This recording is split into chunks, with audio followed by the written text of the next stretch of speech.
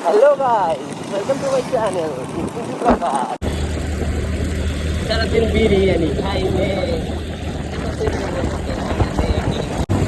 मालती मासी টাটা।